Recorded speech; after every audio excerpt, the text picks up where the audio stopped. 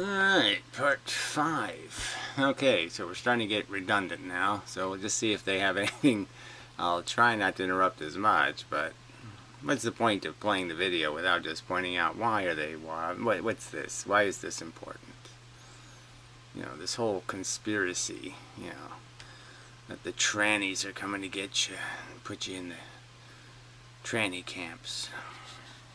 It's difficult because it's so horrifying. It's not difficult particularly because it's impenetrable. In fact, it's an absolutely fascinating book in the same way that a terrible horror story is fascinating. But there's no excuse for this. There's no excuse for these professors who claim to be benevolent Marxists. Well, I think the way you framed it is... Oh, benevolent Marxists. So again, you can't, you know, there's no connection between Karl Marx's theory of if you want to fail, capitalism is the way to do it, and different variations on the socialist theme. And they are all individual experiments that must be judged for their own individual liabilities and assets. And smart people can't figure that out. Instead, they just scapegoat to make their argument. Well, yeah, I guess that's the cheater's way. Very important. I think the way you framed it is them being compassionate intellectuals that are inclined toward this because on the surface it seems like it's what a compassionate intellectual would support. Right. On the surface, social justice. Right. So, and again, your perception of its deep meaning is what? No social justice. That social justice isn't something necessary.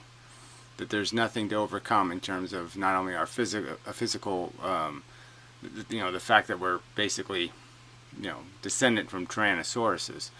There's nothing for us to overcome physically, socially, in terms of our social evolution, or even, well, I guess those are two big ones right there.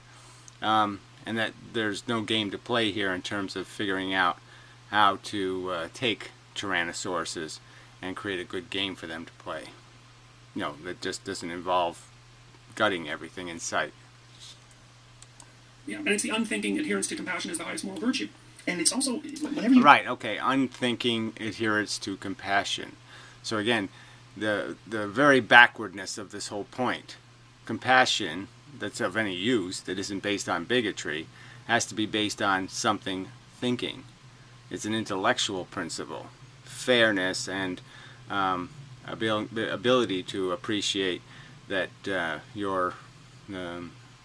aesthetic, the personal connection, the difference. So you see, the intelligent principle is to recognize that children have properties, and that my or their doesn't modify child in any meaningful way. That's an intelligent person who can figure that out. I'm just giving you the news flash.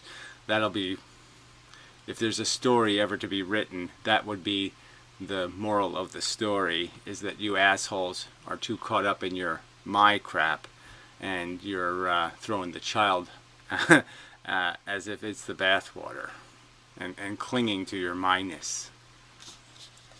You have an ideology. Whenever you have these rigid, established forms of communication or methods of thinking, you box people in. You box people in, you control. Right, exactly. And so who's doing that? Oh yeah, the people with money, that's right. They're the ones financing the propaganda tanks. Like you. And you get them to stick inside that ideology, and in doing so you suppress people. It's so ironic that the people that are against suppressing are actually suppressing people through enforcing these ideologies. And yeah, through bullshit like that. Yes, that's just an absolute sack of shit, nonsense crap. Lie. Idiot. Fool, liar. And suppressing the marketplace of free ideas. Right, now the marketplace of free ideas paid for by the bullshit brothers, or the you know, Bill Gates. Yeah, fuck you. Fuck you, seriously. Fuck you, seriously. Allowed to have free ideas. You're not allowed to debate these things. I mean, I've seen, there was that really famous instance at the University of Toronto where this one guy, I don't even remember what his book... Yes, what was his name? We have another anecdotal case. So again, I'll talk about the one guy in Alabama, you know, wearing his, you know, sheet, and we'll go take quotes from him. Let's quote mine, the Alabama Klan. Yeah, how would that be? And then we'll pigeonhole you as that. How's that? Make more. Yeah, why men make more. Yeah, it was a multivariate analysis of the income disparity between men and women. He used to be a feminist activist. He decided to go look into the claim that women were making. I think at the time it was 70 cents for every dollar that men were making. He thought, well, I have daughters. I better go check this out and see. Do a little bit of in-depth investigating. And what he found out was that there were many reasons for the disparity, and perhaps one of them was unfair discrimination. But there were another dozen. Yeah, well, whatever. So and unfair by your definition. So.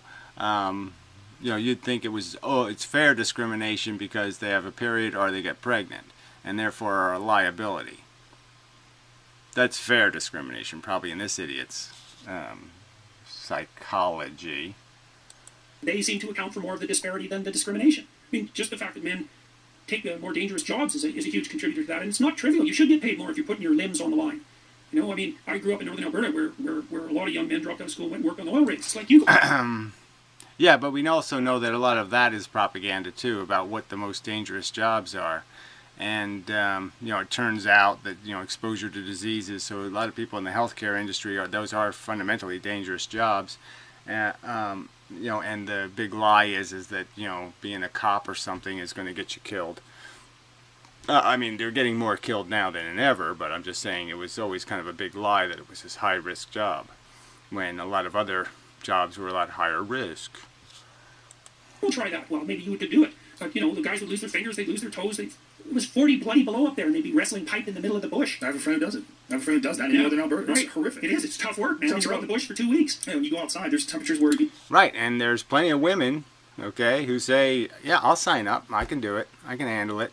And they're there. So again, you can just pretend that this isn't something that's the very subject. The very subject is that those jobs, there's lots of women who are willing to get in the boxing ring. There are women who are willing to do that. And the whole point is to facilitate that taking place. Not that I'm for it, but again, that's what they want. That's what they want, yes. People should be free to be those things. Just as many, males have become flight attendants. Nurses. That's a truth. And that's not a bad thing. Sounds like you think it's a bad thing. You literally can't be outside your truck for more than 30 minutes. Right. You have to jump back in the truck. And that was called life where I grew up. Yeah, absolutely. Absolutely. And those are very difficult. So his arguments is that those are high-paying jobs, where not necessarily, okay? I mean, a lot of those high-risk jobs are actually shitty jobs, like picking up garbage and stuff. High-risk job, lots of liabilities to your health, and not high-paying. Jobs, and they're very high-paying because people die. Yeah, they're hard work. And there's not a lot of women taking those jobs. So we know that coal mining isn't a high-paying job. We know that all those traditionally weren't high-paying jobs.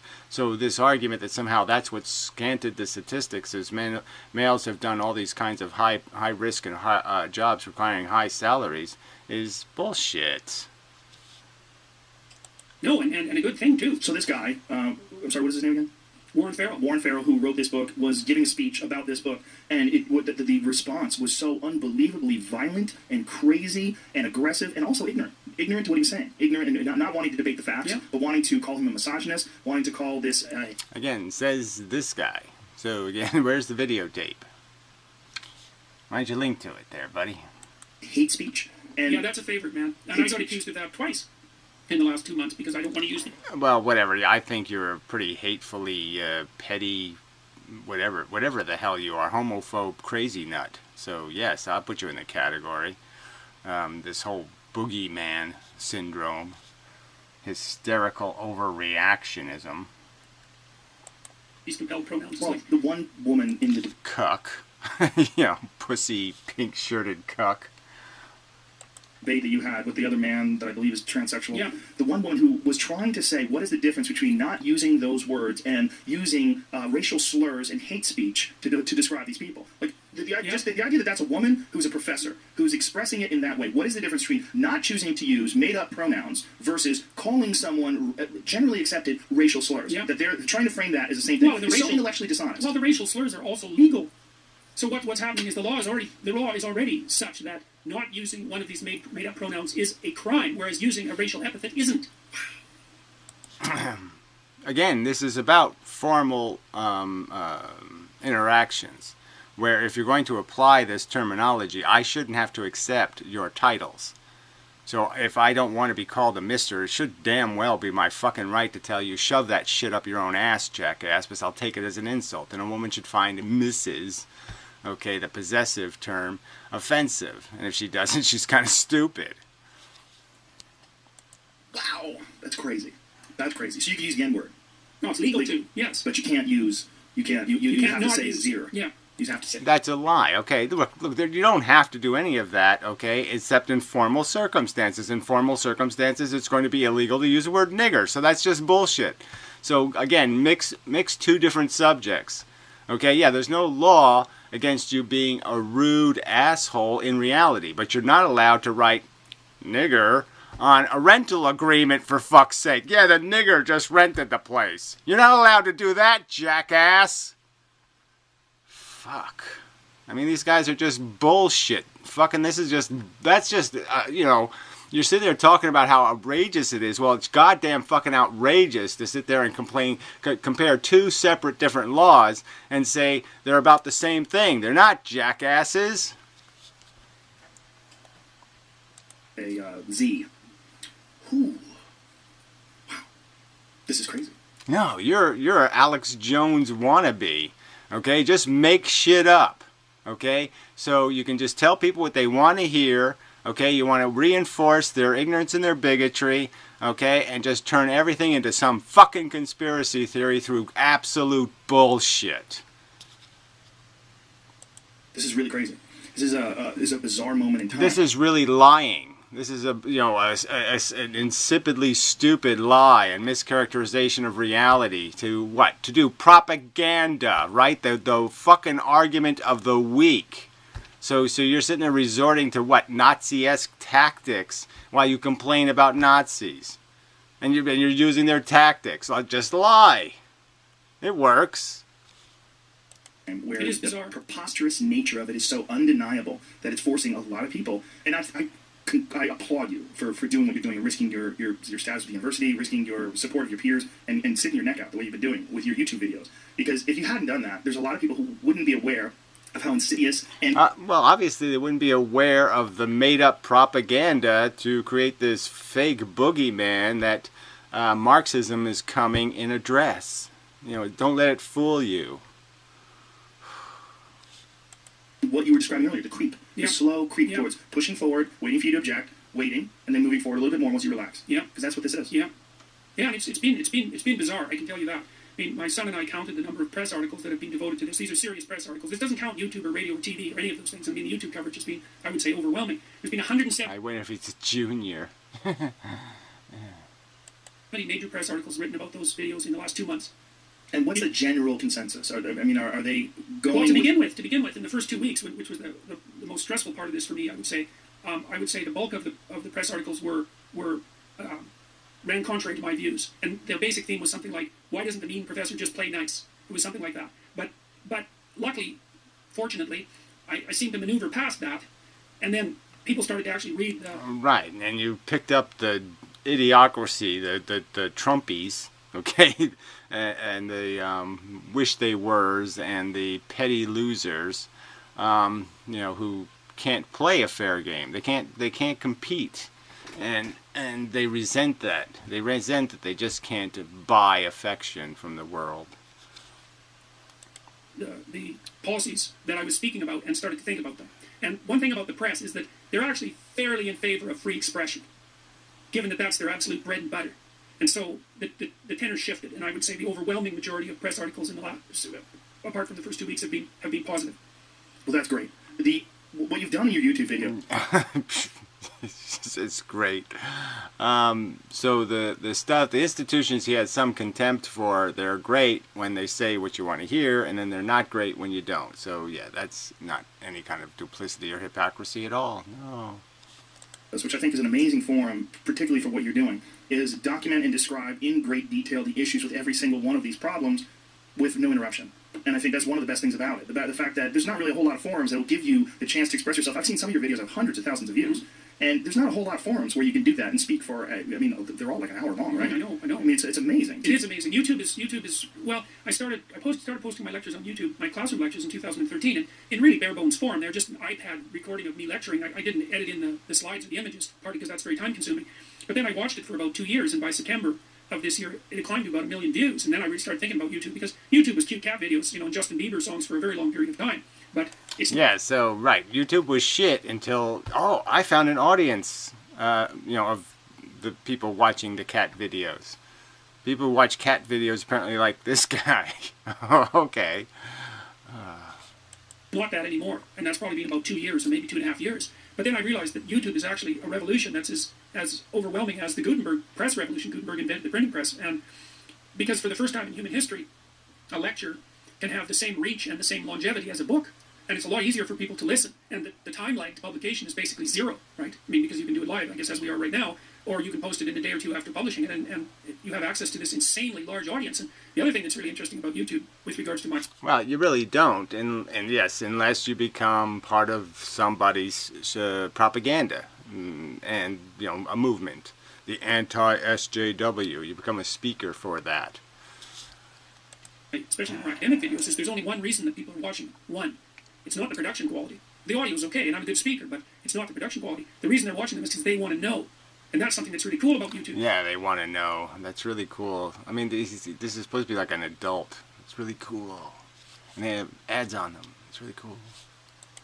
And YouTube also seems to be quite skeptical about advanced production values. The people who are popular are often people like you who are basically sitting there talking, and everyone's listening. It's like, oh, well, people are actually talking about something, and this turns out to be interesting. It's like the rebirth of genuine journalism.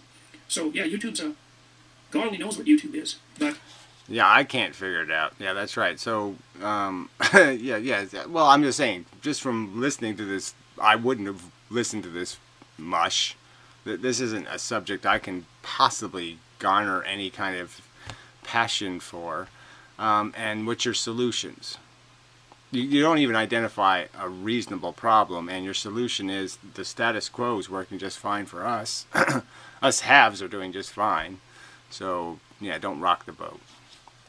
Well, I think the internet in general, I believe you're right, and I think the internet in general is this really new thing in terms of the ability to express yourself. I mean, it's only existed... Oh, fuck, it's not all that new. And, again, the express yourself in what context, what YouTube promotes. So we know that it's, again, best just back to the popularity engine, momentum engine, and, friend lists and stuff.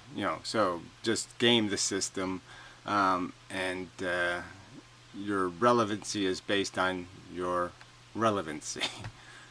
Acquire it, and now you're relevant forever. For 20 plus years, and in terms of human history, that's a blink of an eye. And it's only really been used, as you've described, over the last couple of years in this form. And I think it also is responsible, I think, for a great deal of the rise of the popularity of the social justice movement. I think it's a double-edged sword. I think these echo chambers and these people that do find these patterns of behavior that they subscribe to. And I think that's a part of the problem with ideologies in general, is that instead of thinking for yourself, you subscribe to a predetermined pattern of behavior, and you lock in, like, this is what... So, again, you're saying that about your own audience, then? Is that the argument? So if you're going to make this argument that it's just a bunch of imbeciles who are gravitating to a personality, well, aren't you just doing the same thing? So I could say the same thing about your listeners. You just want to play by the rules here, which are people have opinions, okay, based on their life experience, and you have to argue past what their life experience is. I mean, people who have been affected by circumstances like integration, and say they were beat up as a kid, or some other kind of thing, and they have personal experiences that are going to be hard for you to sit there and just overcome with a bunch of words. And yeah, there's nothing in my personal experience that makes anything you're talking about seem at all relevant. What I'm supposed to believe, this is what I'm supposed to enforce, this is what I'm supposed to side with, and you go with that. One of the good things about the internet is that it is potentially possible to see contrary viewpoints and analyze them in the comfort of your own home and being by yourself and looking at maybe one of your videos. And maybe someone come to you, and I'm sure a lot have, come to your videos in anger, mad at you, and then listen to your points of view and listen to how clearly you've established all of these positions and what you actually feel is the problem with these positions in a very, very calm and very rational and very well-educated. Yeah, whatever. I'm not buying it. I've watched 5 minutes of one of his whiny videos about a dream he had as he gets to start talking about the nature of evil. And yeah, sure, I'm just sure it's full of all kinds of rational arguments. No. Point of view. I think these people, they have the potential to be at least informed, because I've had lots of letters. Obviously, maybe I don't know, 2,500 letters, maybe to my email accounts now about this, and a very large number of them, maybe 200 letters, 150 to 200, have been. I'd love to see the statistics on it. You know, I'd like to see how many of them have micro penises. I mean, I'd just love to be able to get that kind of data. You know, the raw data. Just how many micro penises. You know, how many are fat. I just love to know. From people on the radical left who've written to me and said that they can no longer speak because the authoritarian types, the PC authoritarians, have got so controlling that their once fashionable position is now being deemed unacceptable, and they're alienated and excluded. I mean, you see that happening with feminism. And again, speak where and in what context, and what are you talking about? In the sense of where's the censorship, and by what has the most censorship, and what is the most censored? And clearly, you know, it doesn't have anything to do with right to left. It has to do with anybody who is you have to be polite. It's like Germaine Greer. I mean, Germaine Greer, who's been banned from campuses, she's not very happy with the idea that being a woman is something that's been reduced to a whim, right? Because she thinks that there's more to being a woman than mere subjective choice. Well, that's no longer a tenable viewpoint on the left, and so people who hold that viewpoint, many of them are feminists, are no longer getting along with the, say, radical gender bender activist types who've got center stage at the moment. So gender bender activist types is okay, but if I was to say something about frigid, hardened vagina, Anita Bryant types who thinks a woman's only function is to be a servant to some douchebag. Mr. Douchebag. Yes, Mr. Douchebag. No, Mr. Douchebag. Whatever you say, Mr. Douchebag. God says I'm inferior. Fuck you, Mr. Douchebag. Maybe you'll fall down the stairs, Mr. Douchebag. Slip on a banana peel, Mr. Douchebag. So, yeah, Christine Summers has the same issue with that. She's a feminist, and she calls herself the factual feminist, and she pushes back against it. What her perspective is instead of embracing these false narratives and running with them as if they're the fact. Right, race realists. This is just all you people just playing games. Just all this manipulation. Again, right here. I mean, the guy is fucking Reaganomics all over the place, and this is what he puts behind him, pretending to be something else besides a fucking fascist. And just using that to reinforce your ideology, she's saying that does feminism a disservice. Let's look at the actual reality of the situation, and let's look at it from a balanced and objective perspective. And she gets so much hate for that. Yeah. The idea of being rational and objective. Well, that's because as far as the postmodern social justice words are concerned, those are just code words for oppression. There's no object. You've got to remember this with regards to having these sorts of arguments. When you say objective and rational, that's predicated on your implicit belief that there is such a thing as the objective and there is such a thing as rational. And the radical postmodernists, they do not buy that. Not at all. Yeah, well, that's just an absolute pile of shit, too. Again, so where are you going to make that make any sense? The radical postmodernists, that is the pro-science people, and fuck tradition people, don't believe there's reason and facts in the world. Yeah, sure. Fuck you. All. Not at all. As far as they're concerned, that's just another power game on your part. And built into the laws, like Bill C-16 in Canada now, and the same in the laws in New York City that govern the use of these gender pronouns. Built into the law is the idea that there's no biological foundation for your identity, and that it's all purely subjective. They built that into the law. No objective reality, no biology. That's a lie, too. They're not saying there's no biology. They're saying it's not relevant to your interactions with other people, that you're perfectly free not to be defined by the fact that you have or have not a penis. It isn't the definition of who or what you are, and you're allowed to escape being pigeonholed by it. Or penis hold. That's going to unfold over the next 20 years. Or not. I mean, isn't it possible that these kind of discussions and that your videos and all the people that agree and all the people that are pushing back against this can have some sort of an effect on this movement? I would say yes. I mean, are you cynical about that? Yeah, whatever. Yeah, I don't think there's going to... You're just pushing me to be more sympathetic to anyone who is anti-you people, because obviously you're trying to tie everything to some sort of socialism, social justice. That's the real social justice you're afraid of. Clearly, you've mentioned Marx. How many times has he dropped the Marx bomb in this conversation? This conversation is not about people wanting artistic freedoms to define themselves or some sort of personal freedoms. This thing is about the rich establishment wishing to cling to their hold on ownership of our culture. That's his fear. He's afraid of social justice as a rational definition of something called social justice. This is the boogeyman to him. Future? No, I'm not at all cynical about the future. I am cynical about my ability to predict the future. Like when I was younger, much younger, back in the 1980s, I mean, I was very, very concerned about the possibility of nuclear war. But by about, as we all were. Yes, as we all were, yes. By about the mid-90s, though, I realized that things were in such a state of chaotic flux that the one thing I could be certain of was that no matter what I was afraid of with regards to the future, that isn't what was going to happen. And so I'm not cynical about the future, but I do... Like that makes any sense also. I mean, you're either afraid of it because there's some real calculation that makes it possible, or you're not. Now, I was never terribly afraid of it because there wasn't enough philosophy in the world, for nukes to be in the hands of people who actually do philosophy. And you have to be a philosopher to use nukes in some sort of casual way.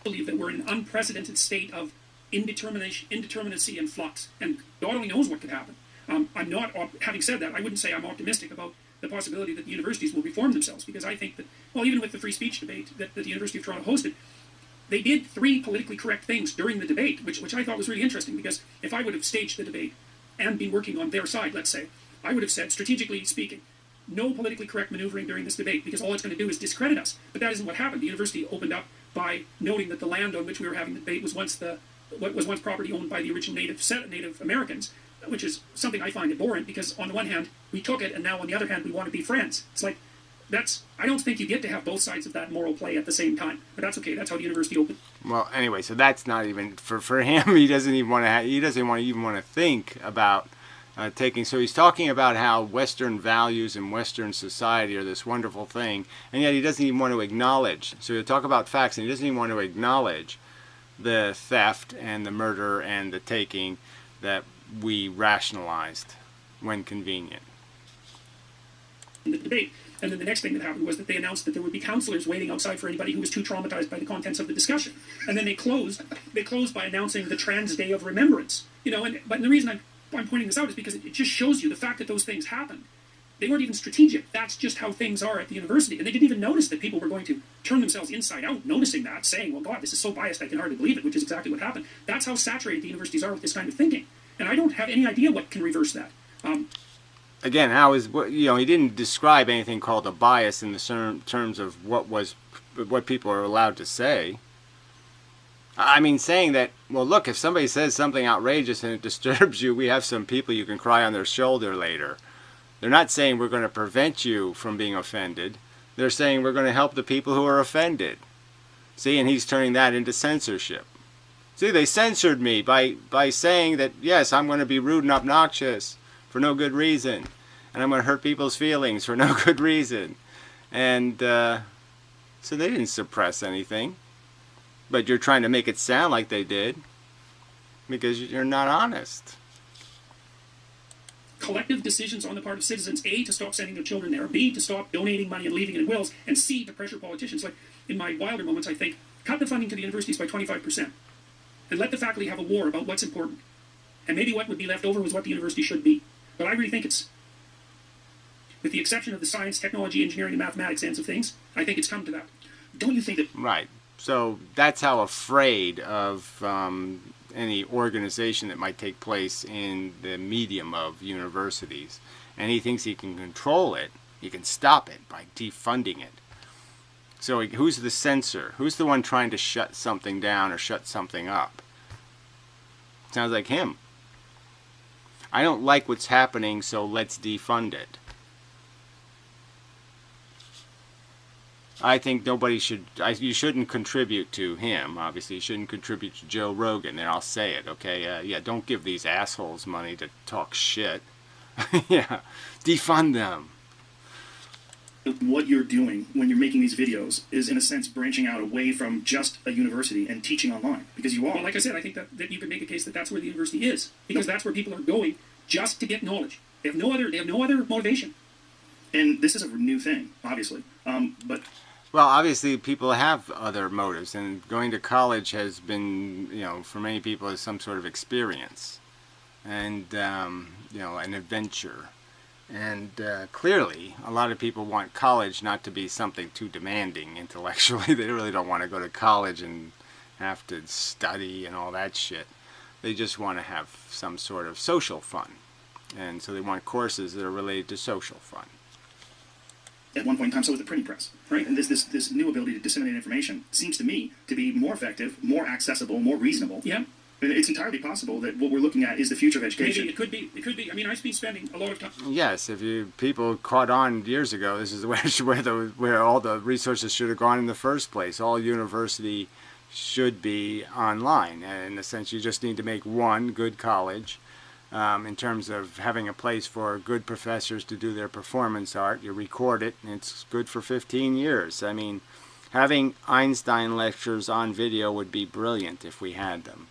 You could take all the, you know, you could take almost any subject and just say it'd be so cool if we did have that resource, and then you wouldn't need all this mush, because the advancements, the changes in the content are so minor that you can just make add-ons. Yeah, and then make it available to everyone, and then pay people to learn it even better. In the last month or so, also concentrating on video editing, and so I spent about 10 hours this week editing about an hour discussion with a Russian Orthodox icon carver, weirdly enough, that I'm going to launch in the next 3 or 4 days. And Russian icon carver. That's I can't wait. We discuss things that are very image heavy, and so I've been cutting in a lot of images, and it is a technology that far supersedes what, I mean, I like lecturing, and lectures can be very effective, but basically with YouTube, you can turn your lecture into a documentary, and then instead of... and propaganda, pretty much, right? So that's all you're really going to do, is be a propagandist. I can see it now. Teaching 100 people, you can teach 50,000. It's like, that's a lot different. That's a lot different. And It's a then lot it's up there different. permanently. Yes, and that 50,000 can grow and grow and grow. And as it becomes more spread and shared, also the discussions about it become more varied. Yeah. Well, more than 3 million people have watched some element of this in the last couple of months. And in September, I had about 9,000 subscribers. That took me about 3 years to build. And one of my ambitions, which was kind of a tongue-in-cheek and comical ambition, is I thought, I bet I can get more subscribers in the next 3 years than the U of T has students. I thought, well, that's pretty interesting. Yes, that's right. So you just get in the newspaper a few times, and all of a sudden your subscriber list goes up, and blah, blah, blah. Yes, that's how it works. This idiotic fame train. You know, you have to do something stupid, offend somebody. See, that's pretty much what he did, right? He offended a whole bunch of people, created a controversy. Now he's guaranteed to have an opinion that people have to pay attention to, because now he's somehow relevant on a subject. So I haven't been nearly offensive enough is the problem. See, people think I'm just horribly offensive, but I really haven't been offensive enough. At least I haven't offended the right people, let's just say that. It's like all of a sudden I could have a body of students, let's say, that's larger than the entire university. It's like, well, just exactly what the hell does that mean? And the answer to that is, I don't know what that means. Who knows what that means? But one of the other perverse things that happened while I was being warned and cautioned by the university was that my subscriber base grew from 9,000 to 65,000. So now I have more YouTube subscribers than the University of Toronto has students. It's like, so then I think, well, hell, I could do a whole series on Solzhenitsyn. I could do a whole series on George Orwell. I could do a whole series on Aldous Huxley. I could do a whole series on archetypal biblical story. Right, and maybe the University of Toronto at some point will say, why are we actually paying this guy when he's putting the crap online for free? Yeah, really no point. Yeah, let's pay somebody who we actually own the capital of, the intellectual property of. Stories. And half of me thinks, well, if 50,000 people are going to watch each of those, and I can turn them into documentaries instead of just lectures, maybe that's what I should be doing. Like, I couldn't write a book with that much reach. That's crazy reach. It's crazy. Yeah, it's revolutionary. I believe that. I believe it's revolutionary. I believe it is too. And Oh yeah, right. So at least this is an argument to the people who tell me I have to write a book. So he thinks having a YouTube account with 65,000 subscribers is more reach than a book. So whatever. I believe no one saw it coming, and I think it's such a new thing that we're all just sort of starting to get a handle on how to use it and what it's capable of. Yes, well, it was like the internet was for pornography. Well, that changed quick. And YouTube was for cute cat videos. And that changed quick, too. That's not true. So he doesn't even get that history right. So, of course, the pro-capitalist wouldn't get that part right, where the history of YouTube was a bunch of stolen content, a bunch of stolen intellectual property and whatever you want to call it, value entertainment property. It was stolen for the express purpose of creating views, popularity, and so then it was a sellable resource because it had eyeballs. And that's it, from stolen theft, from overt theft. So he doesn't get that right. It wasn't kitten videos that made YouTube popular. It was actually fail videos. I mean, beyond the stolen music and the stolen movies and the stolen TV shows. It was fail videos. I don't know what the technology is going to do. Well, it's also, I don't know how much you've paid attention to virtual reality or how much you've experimented with it, but my good friend Duncan Trussell has one of those HTC Vives, and I put it on over his house. He runs a podcast, and we played with it for about an hour and a half, and then we did a podcast, and I'm thoroughly convinced, especially now with new phones. There's a phone that I just got called the Google Pixel, and it comes, you can buy it with this headset. You slide the phone into the headset, you put on this virtual reality program, and you're watching a virtual reality show on your phone. I mean, a regular phone that fits in your pocket just slides into this headset. Yeah. You could do not just a two-dimensional thing where you're showing a lecture and showing images and having a discussion and putting these images in the background or in the foreground and having audio. Yeah, you could put like electrodes on your testicles, and then you could be electrocuted anytime somebody says something like, women shouldn't be property or something. You know, anytime they say something anti-tradition, they can give them a little shock in the nuts. Over it, but rather you could have three-dimensional things where you could show a city, a village, a mountain range. You could show geometric patterns. You could get involved in. I mean, it could be used for a million different things. Wow! Yeah, just lines turning colors, flashy, starry, glitter. It's glitter. You could make everything glittery.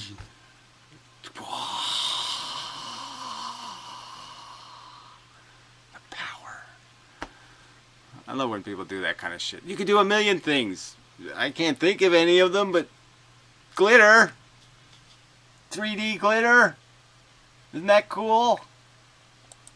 And not just for entertainment, but also for education. Yep. And I think that's the next step, I think.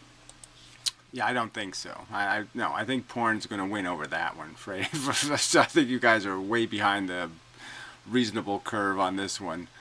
The glitter got documentaries in 3D. I don't think that's going to go anywhere. I mean, it's an unbelievably fascinating new. Well, you must be shocked to some degree at how popular your podcasts have become. I mean, you have, I don't know how many people on YouTube have a larger subscriber base than you, but it's not that many.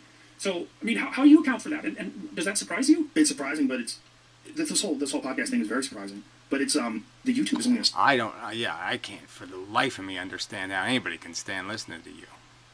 I can't. Shit, this is painful.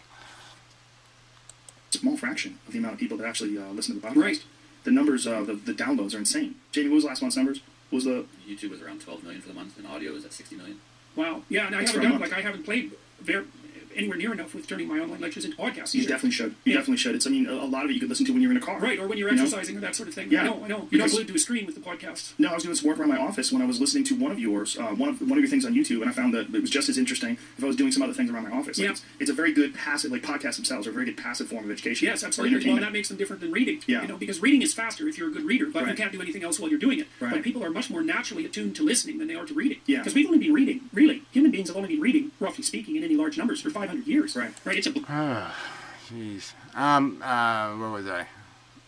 Oh, so sorry. It got boring so fast. Podcast, though. Yeah, I haven't gotten the knack of that one yet. You know, people keep nagged me into doing this podcast thing, so I did the What the Fuck on its podcast. I don't think anybody listens to it. I mean, so yeah, you do have to do the whole promoting thing. You know, you have to have people and, you know, run a little podcast organization, I guess. Blink of the eye, whereas we'd be listening for a very, very long period of time. And all this new technology, like, well, it puts us right back. It puts us back into tribal mode, basically, except with this incredible technological enhancement. It wouldn't be difficult at all to extract the audio from any of these YouTube videos and just start putting it online as a podcast. And again, you know, people can listen to it when they're in traffic, when they can't look at anything. On planes, on the bus, you know, wherever you are, where you can just sit down and you close your eyes and you don't have to be paying attention to it visually. Yeah, well, about 4 or 5 months ago, I emailed the University of Toronto, because they have a kind of a massive online course branch which they're toying with, and I said, look, I've got 1 million people who watch my videos. Like, maybe you guys should give me a hand. We should do something about this, because I got 1 million people who are watching these videos. It's like, that's a significant number of people. It's worth attending to. But well, I just don't know if that's their agenda. There, 1 million lunatics. Yeah, oh, let's associate with the University of Toronto. Yes, you'll be our sales person thing for clan members and such. perhaps I contacted the wrong people, but I never did get a response. But it's something I'm doing it actively right now, and I think the quality of my videos has improved substantially in the last month. And I really like doing video editing, although it's very painstaking. But it's definitely... The universities better be careful, because they're dumping their content online as fast as they can. They're going to make themselves completely superfluous. And some smart person, I've been thinking about this for 20 years, is going to take over the accreditation end. Because, all you'd have to do is set up a series of well-designed examinations online and only let a minority of people pass. You have instant accreditation credibility. It's like, here's an entire 3 years' worth of psychology courses.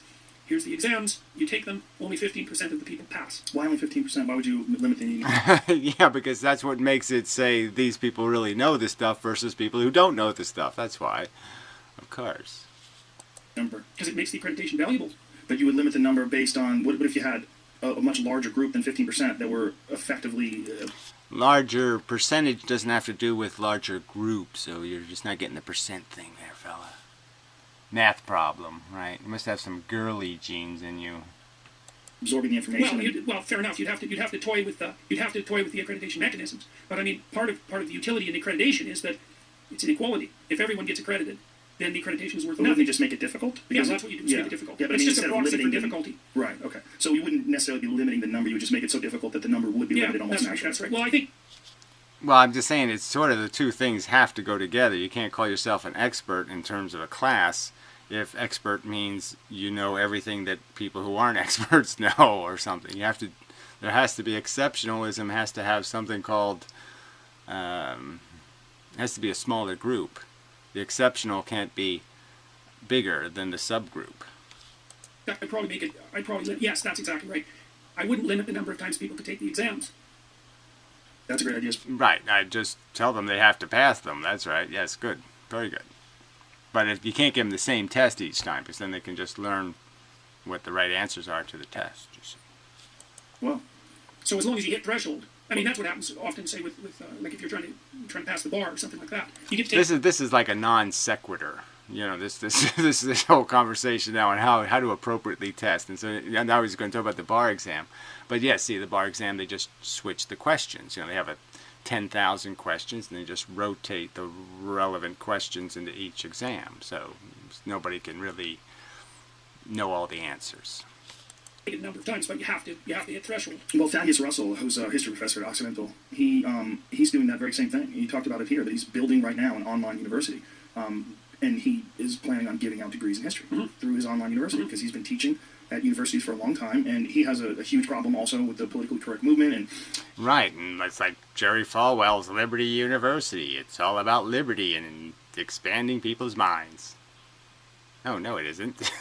Yeah, no, it's about the fascists. It's like making little junior fascists.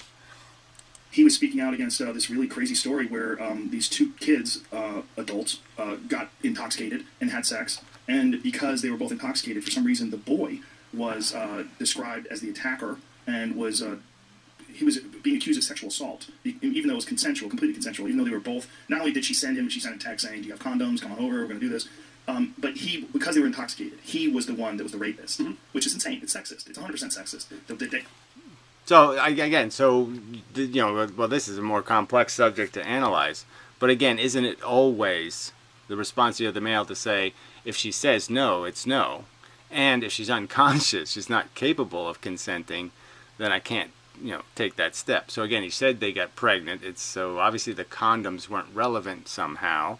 And again, so he's just saying, look, as males, we're able to abdicate responsibility for, the consequences, when clearly you're moving onto another person's territory. There's no doubt about the encroachment. So again, this is just another way of saying it's okay for me to steal America from the Indians, because I'm better than they are. I'm better than the woman. Suing, Thaddeus Russell came on here and discussed it, but that politically correct ideology where it's essentially prejudice against men in that particular the idea that he's stepping outside of the university. Yeah, he's slowly moving. Gad Saad is doing that at Concordia too. Yes. And he gets 100,000 people watching each video. Yeah, he's been on here a few times. I love that guy. And again, he's another one who, like yourself, has stuck his neck out and spoke out about what he thinks is this preposterous movement towards denying facts, denying reality, and forming these narratives that are based on their ideologies and sticking within this box and seeking to find people that agree with it. Right, and that's all you're doing. So what's again, this is just such a fucking silly story to tell about how they're doing it wrong when they're doing exactly the same thing you're doing, which is selectively choosing narratives to defend a position that, in my opinion, is fucking idiot. It's stupid. You're an idiot. And then reinforcing these ideas in this echo chamber. And for someone who's outside of it, like myself, it's a fascinating thing to watch. For someone who's inside of it, like yourself, it must be maddening. Well, we've tried other online interventions too. So I have these YouTube videos up, but we also I worked with some corporations a while back because I've done some consulting, and I designed tests to help. Yeah, consulting for corporations on how to do what. He's a personality psychologist. So, again, so this is, how to game people. How to game people using their psychology against them. And he's proud of his consulting work in that area. People hire better employees, which I still do. And in fact, I work with this company up in California called the Founder Institute, and it's the world's largest stage early technology company incubator. It's created 2,500 companies in the last 4 years, and we test now in 135 cities. But when I was marketing these tests to companies, they kept asking me what could be done about their poorer performing employees. And I said, well, I didn't know, because it's not that easy to, if you have someone who's problematic, who's troubled, it's not that easy for a manager to figure out how to straighten them out. And they just don't have the time. They don't have the time, they don't have the manpower, they don't have the training usually to do that. But I designed a set of programs called the Self-Authoring Suite.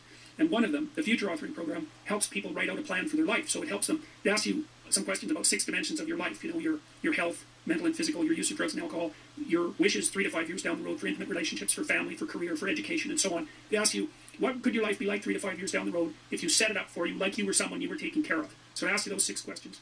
Then it asks you to write for 15 minutes about your vision for your life. You get to have what you want, and what would be good for you. What would that be? And then it asks you to write for... Well, yeah, I just think you're going to... I think it's very good. I mean, I think anything that forces people to do some thinking about what the hell they're living for is a great idea. Now, whether or not it makes better employees or not, I don't know about that. 50 minutes about what your life would be like 3 to 5 years down the road if you let your bad habits and your idiocies and your foolishnesses and your weaknesses take the upper hand and auger you into the ground. Because everyone knows about that. And so it's like you get to design a little heaven to strive for and a little hell to avoid. And then you basically turn that into an implementable plan. That's the second part of the program. We've used that with about 5 to 7,000 university students now, mostly in Europe at the Rotterdam School of Management. And we've raised their grade point average of their kids 25%, dropped their dropout rate the same. And it's had a walloping effect on men and on non-Western ethnic minorities. It's moved the non-Western ethnic minority student population performance at Rotterdam School of Management from 70% below the average to above the female Dutch natives. And so the reason... Yeah, I'm sorry, I can't make much out of that, but they're above the Dutch natives now. I don't know, female Dutch natives. So, I guess the Dutch natives, maybe I ought to ask them what they're doing right. I mean, if, they're the one to be above. I was just thinking about the Elvis and Hendrix images behind Joe Rogan. And you're just saying, well, isn't that just typical examples, right? That these guys didn't figure out how to live their lives. Drowned in a fucking bathtub, drug overdose essentially, and drug overdose, fall in your own toilet. Yeah, so why does Joe think they're great icons to put behind him? Telling you this, apart from the fact that it's a very good program, We did it at Mohawk College in Canada a year ago. We dropped their dropout rate in the first semester 50%. And that especially, again, worked well for men, because men are at more risk of dropping out now, and especially for men who didn't have good grades in high school. So not only is there the possibility for the net to provide tremendous dissemination. So I guess he's just selling his own, look, I can help you screen your employees. I mean, yeah, don't hire people that use drugs. So Joel like that. Of intellectual material, but there's also the possibility for the net to provide dissemination of psychological interventions that have major impacts on people's mental health and productivity at extraordinarily low cost. So that's really been fun too.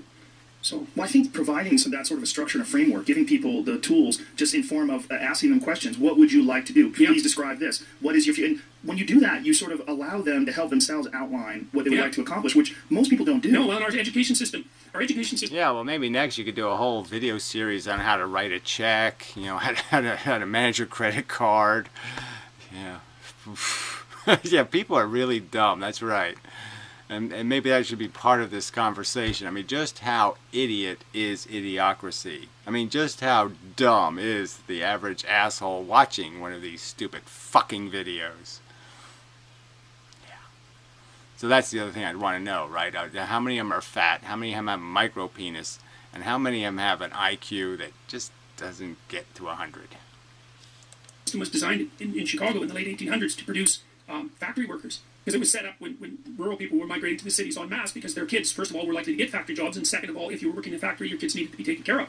And so the purpose of the schools was to train factory workers, which is why everyone's lined up in rows, and why there are bells. It's a factory model. The problem with that is that now people's careers basically have to be self-determined, but that's never part of the education system. Part of the reason I developed these programs was because I realized this is the same course where I'm teaching students that if they would have been in Germany in the 1930s, they would have been Nazis.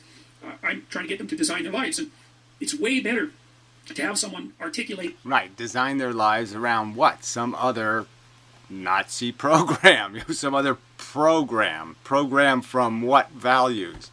Oh, good American capitalist values. So go marry somebody with money. There, simple answer. Now you're done. You've done your life strategy correctly. Their own plan. You actually neurologically rewire people by having them formulate their own thoughts, which is why, your school teachers used to say, put it in your own words. It's actually very good advice if they would explain what that means. It's like, if you have to conjure up the thoughts and you have to articulate them, then they change you. And so this program has had the effects have been absolutely overwhelming for us as researchers, because it's very, very difficult to produce an intervention that actually has a positive effect on people. You hope it does, but generally when you test it out, it's like, no, it doesn't do what you thought it did, or sometimes it even has the reverse effect. That sounds fascinating. Now, how can a regular person have access to this? It's called self-authoring. So that's SELF, authoring, like writing a book, selfauthoring.com. And the programs, I gave away the future authoring program. I think it might still be free. It is till the end of November. I did a video called Message to Millennials, because one of the things Jonathan Haidt said about, he called Karl Marx the patron saint of the social justice warriors, and John Stuart Mill the patron saint of people. So I mean, you're just amazed. It's just how many times has he said Marx in this conversation, and it's nothing about anything Marx said. So there's no Marx quotes in here that mean anything. People say who stood for objective truth and freedom of expression, and I thought that was really smart. He said Brown University is #1 for social justice warrior universities, and Chicago for truth universities. But one of the things that Marx has over John Stuart Mill is that Marx is a social revolutionary, and young people like to think about ways to change the world, right? And that's actually a positive part of their development. It's a stage that the developmental psychologist Jean Piaget called the messianic stage, and he associated that with late adolescence. It's like, well, young people want to change the world. And the problem is that that's being harnessed into attempts to change other people. But that's what you should do. If you want to change the world, you should change yourself. And I don't mean... So again, we know that that's what you'd want to do. Is he just pointed out how the Nazis were Nazis because the Nazis were programmed to be Nazis. So obviously you just want to interrupt their programming. So it's exactly the right argument. The way to warrior is to warrior against the propaganda of the establishment. Break the Nazis from inside the Nazis. The programming. Not in some cliched sense. I mean it in the sense that Alexander Solzhenitsyn said when he analyzed the Soviet Union. He said, don't be thinking that the line that divides good from evil runs down the political spectrum or countries or something like that. It runs right down the middle of your soul. And if you want to sort out the world, then what you do is you sort yourself out. It's a serious business, right? They say it's more difficult to rule yourself than to rule a city. And that's the truth. Because you're complicated and... Yeah, well, whatever. There's no ruling yourself. So again, this is all just bullshit. So... What's the point? You're a programmed machine, and all you can do is say, well, have I assessed the facts correctly? So looking at this guy, is it a fair or rational assessment to say that the the movement for whatever you want to call it, the sexual revolution, has something to do with Marxism. Is that rational? I always say no, it doesn't. It's completely irrational mush. Horrible monsters inside of you that need to be tamed and to be brought into alignment and submission, so that you can be a powerful and useful person. And I gave away the Future Authoring Program as part of this video I made, suggesting to millennials that instead of rushing out there to change the world by changing other bad people, that they should look inward and sort themselves out properly. And I think we've given away about 4,000 or 5,000 of those programs so far. Thanks to Roosevelt. Oh, how exciting! Yeah. So yes, you. I don't know what is that. So I guess his solution would be is you fix the problem by telling the people who you think are a problem to fix yourself. Well, fix yourself, buddy. You need to fix yourself. Yeah. Save me the trouble of fixing you for you. You fix yourself, idiot. Because you're an idiot. Free till the end of November, and then what happens with it? The Future Authoring Program is regularly $14.95, and the whole self-authoring suite, which involves, it's a program that helps you write an autobiography, so it helps you sort out things about your past that are still burdening you. You can tell, if you have a memory that's more than 18 months old, approximately, and when you pull that memory up to mind, if you still have an emotional reaction, that means you haven't fully articulated the memory. You haven't analyzed it causally. You haven't freed yourself from its grasp, and you're carrying it like a weight, and your brain responds to that. Yes, like seeing your parents, eaten by a great white shark. Get over it somehow. Somehow, if you still have a reaction to that when you think about it, well, you're insane. You got to fix that, buddy. That's stupid. Yeah, right. But the more weight you're carrying like that, more baggage, let's say, the more of the stress hormone cortisol your brain produces, and cortisol makes you old. Some of this work has been done by James Pennebaker at the University of Texas at Austin, because he's... Notice the gray hairs. Just saying. Not too many here. Gray hairs there. Started to pioneer these sorts of writing programs, and he found that if people wrote about uncertain things, past, present, or future, so they could be traumatic things, they could be uncertain things, that their physical health improved. And he did a lot of detailed research trying to figure out why that was, and basically came down to the explanation. Yeah, well, Alex Jones sells magic water, fixes everything. So you really don't got to worry about your health anymore. Just get some Alex Jones miracle water and you're fine. That it was something like an uncertainty reduction mechanism at work. Because your brain is always figuring out how well situated are you in the world. How much do you not know compared to how much have you mastered? And you can tell that you've mastered things because when you go somewhere and you act, things turn out the way you want them. That's an indication of mastery. And your brain is sort of keeping track across your whole life of how many places you've been where things haven't worked out compared to how many places you have been where they have worked out. And if all those places in your past where things haven't worked out, you need to map and master. And that whatever. Yeah. Well, that's all nice. I mean, I'm not an expert on fixing psychology. Forget it, because I'm owned by mine. But this idea to master anything is just kind of silly. He's just talking about the fact that you go on the internet and there's all kinds of things you can't master. I mean, the trolls will show up, the blah blah blah blah blah. And his, I guess, theory of mastering means you just ignore it, not in any way fix it. So, just bow when they applaud and ignore the occasional tomato and cabbage thrown in your direction.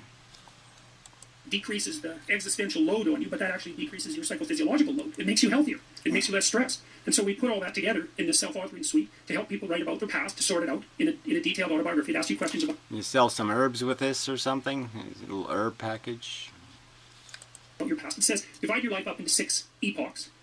And then divide each of those, that might be, say, birth to kindergarten, and then maybe elementary school, and then maybe junior high school, however you want to do it. And then to write about the emotionally significant events in each of those epochs, and then to describe their effects on you, and then to analyze how you did in those situations, what you might have done differently, what you might do differently in the future, to straighten out your past. And I've done that with my students in my Maps of Meaning class for about the last 10 years, and some people have written 15,000 words. It's not that uncommon for students to write 15,000 words in their autobiography. Wow. So, how exciting.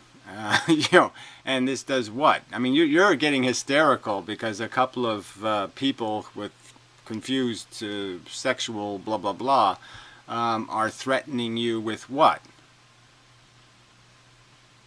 A requirement to address them by the name they choose? Oh, how offensive. That's such great advice. That's such great advice about reconciling with your past, because so many people just carry it around. Yeah, well, if you're thinking about your past, what it means is you haven't analyzed the causal chains. Because you might say, well, why do you remember your past? Well, you might say, well, it's in order to have an objective, record of the past. It's like, it has nothing to do with that. There's only one reason you remember the past. And that's to be prepared for the future.